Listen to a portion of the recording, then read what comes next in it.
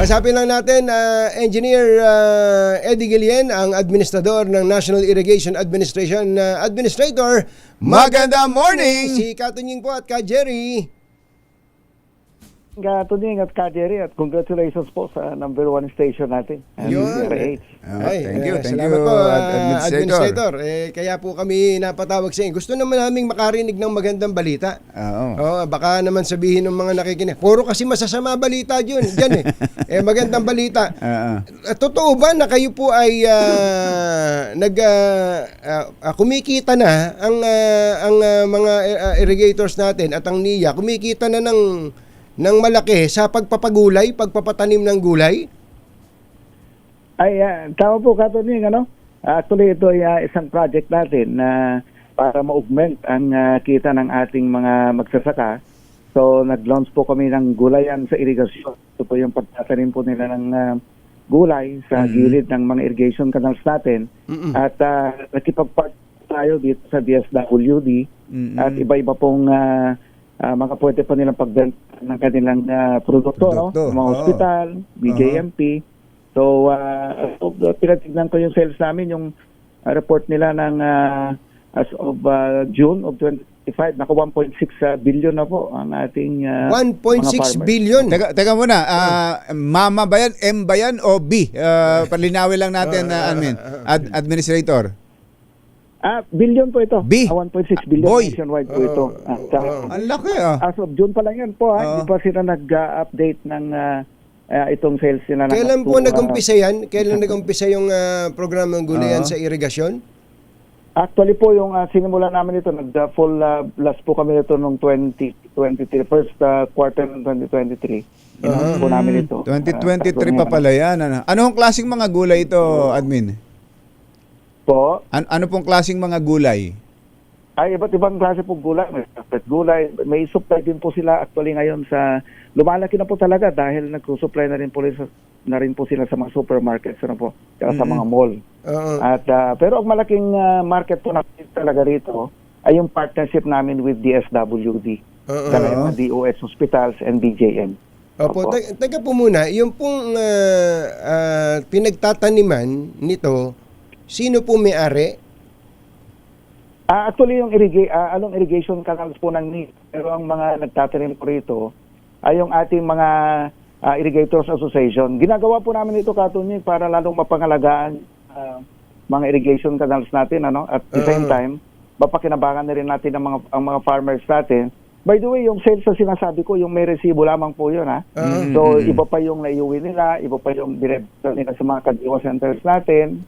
So, yung may resibo lamang po, yun yung pinabanggit natin. So, ito pong mga Irrigators Association, kapartner po ng NIA, pinatatamnan po nyo yung gilid ng irrigation canal na ang may-ari gobyerno, imbis na nakatenga yan, imbis na tinutubuan lang ng damo yan, napapabayaan, ginawa ninyong taniman ng gulay at ngayon po ay bumebentan ng malaki.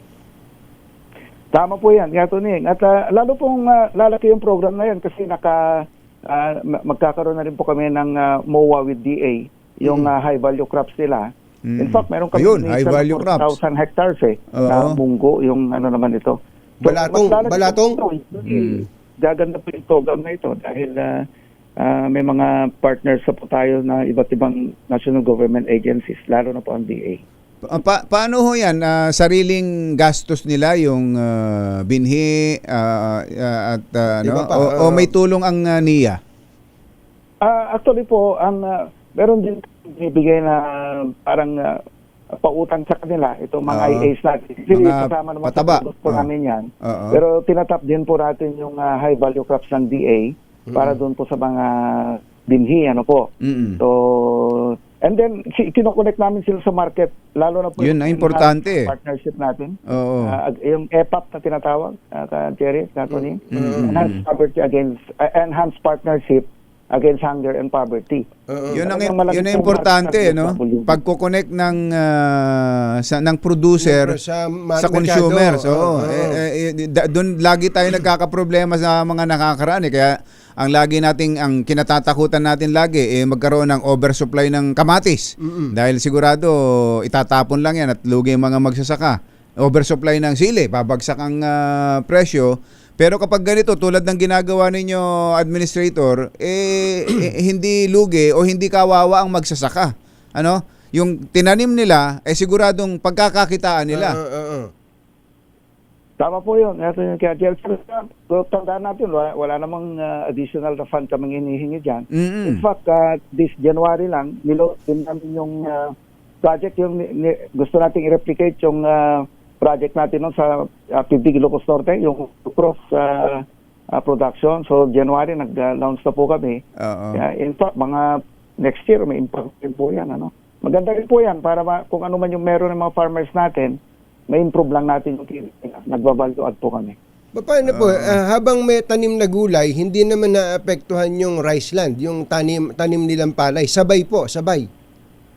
Sabay po yun. Ang maganda po kasi sa mga irrigation canal natin, naka-incline po siya eh. Alam naman natin, gulay, ayaw na mababad sa tubig yan. So, napakaganda. At saka walang problema sa pagpapatubig dahil nasa gilid lang ng irrigation canal natin. Oo nga eh. At the same time, napapaganda yung maintenance ng irrigation canal natin po eh.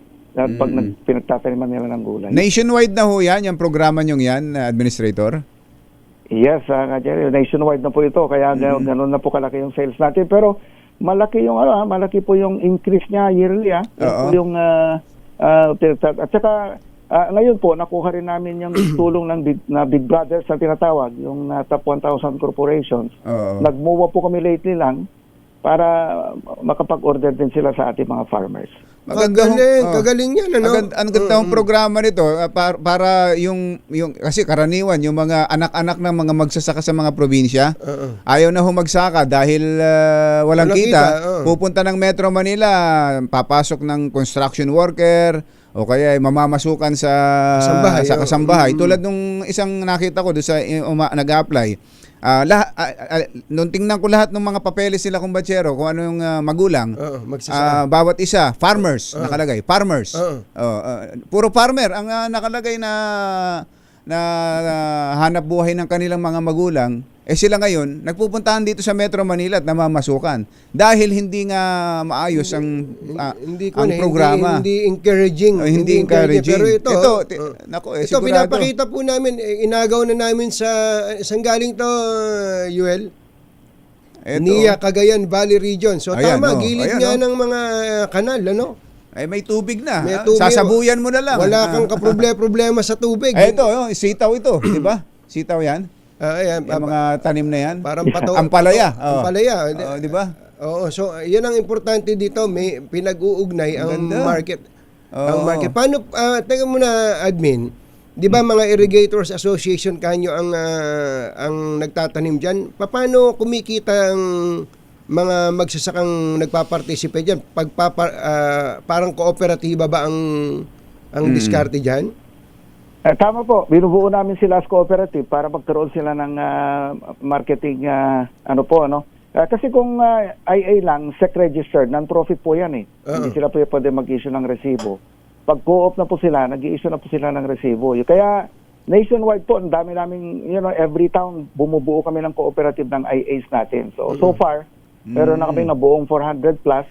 And so far po, of that 400 plus, nabigyan na rin ng PhilMex sila ng mga rice processing system, mga ganun. So, maganda po talaga pag binubuo mong cooperative eh. Dahil mas madaling humingi talaga ng ayuda sa gobyerno. At pag grupong ganun. Sinusunod po talaga ng presidente yan, yung programa ng NIA na ganyan po.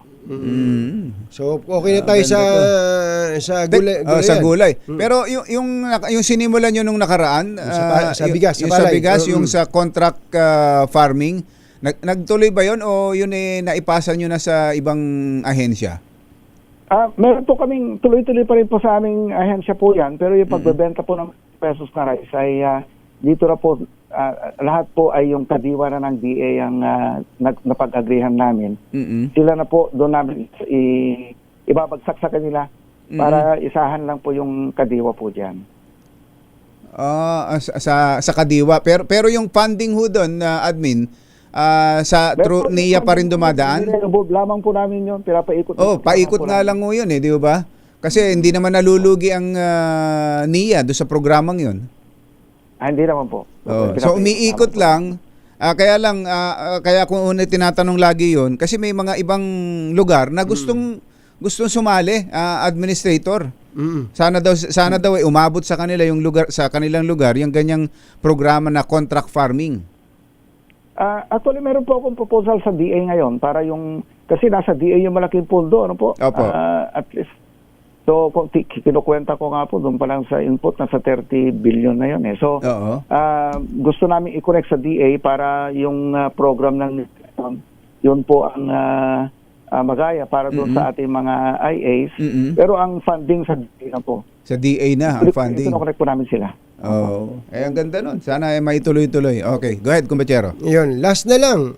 Nakita nyo ba tong report ng mga kaibigan namin sa Bilyonaryo? Meron daw 300 projects ang NIA na hindi dumaan sa tamang procurement process at naibigay sa mga unqualified contractors. Nakita nyo ba yung buong istorya na to, admin? Nakita ko po yun, Katunying. Kaya lang, alam mo kasi, lahat ng agency, ang COA kasi, meron sila yung tinatawag na Audit Observation Memo, yung AOM. Opo. And then, binibigyan ka ng time para i-comply kung ano yung mga needed documents. Tapos, mag-i-issue sila ng audit observation. Opo. Hindi naman din po report na yung mga requirements ng COA na yan, na-comply na po namin lahat. At hindi rin po sinabi na yung 2024 po, ay qualified opinion ang nakuha natin sa COA. Ibig sabihin, wala pong anomalyang nangyari sa ating ahensya. So, kasi ang COA po nag-i-issue ng 4 na opinion yan eh. Yung unqualified, yung wala talagang nakitang pagkakamali sa mga recording mo, yung qualified, may nakita pero pwede mong ayusin. At saka po yung adverse. Pag adverse, yun po ang masama. At saka yung disclaimer yung isa. Ibig sabihin yung disclaimer, magulo ang record mo, hindi pwedeng mag-issue ang COA ng opinion. Hindi naman po sinabi na qualified opinion kami at lahat ng nakita doon ay na-comply namin. Wala pong Katunying, wala pong ahensya ng gobyerno, isama mo na ang Office of the President, yung mga sikat na mga cities natin dito, na wala pong opisina ng gobyerno na wala pong AOM ang NIA. Yung audit observation memo. Opo, meron po talaga yan. Yes po, lahat po yan meron. Opo. Pero sa inyo, nung binigyan kayo ng AOM at pinayagan kayong makapagpaliwanag, anong klaseng opinion ang nakuha ninyo mula sa COA? Qualified opinion po. Ibig sabihin, wala pong nangyaring anomalya sa ahensya natin. Hindi ka bibigyan ng qualified, dapat adverse kung meron kang kasama po ba yun sa report nung kaibigan natin sa Bilyonaryo News na nakakuha kayo ng kinuha lang yung pasimula hindi na sinabi yung mga na na-comply namin lahat yung mga so yun po yun lang gusto nila. Baka gusto niyo sumulat sa Bilyonaryo para naman maidagdag yon na nung una, binigyan kayo ng AOM, pero nung pinaliwanag nyo, sabi ng COA, ayos pala eh. Hindi nyo ba sinabi sa Bilyonaryo News Channel yon? Hindi pa po, pero magandang idea nga po yan. Kasi actually kahapon, nag-meeting nga kami ng COA auditor namin. Natatawa po siya, sabi niya, ang kinapture lang naman yung una, hindi naman nakapture na yung compliance ninyo. Paborito lang kayo. Flavor of the month. Lang yata tayo. Sana pumunta naman sila doon sa opening ng Llanera Typhoon nung linggo para may good news naman. Di po ba? Kasi 40,000 hectares po yung napatubigan namin yun. At saka maaga namin natapos. Dagdag na 40,000 yan, administrator? Karagdagang 40,000 hectares? Actually po yun po. Di ba nasira po yung siphon? Akala nila matagal pang matapos yun. Dapat nga mga June, July pa yan eh. Pero 24/7 kami nagpatrabaho doon at habol po namin talaga na makapag-opening tayo this February para po yung mga hindi nakatanim ng 40,000 hectares ay by May aani na, hindi abutin sila ng masamang panahon. Ang bilis ng pagkakagawa nun Dito po yung sayang, hindi nila nakapture Sa madaling salita, kami nga po dito sa 2x2, sabi namin, ang dami ng masasamang balita, maganap tayong magagandang balita, baka sakaling gumaanggaan ng kalooban ng ating mga kababayan. Administrator, salamat po sa inyo at magandang umaga po. Thank you, Administrator. Good morning. Maraming salamat. Kabagis, si Administrator Eddie Guillen ng NIA.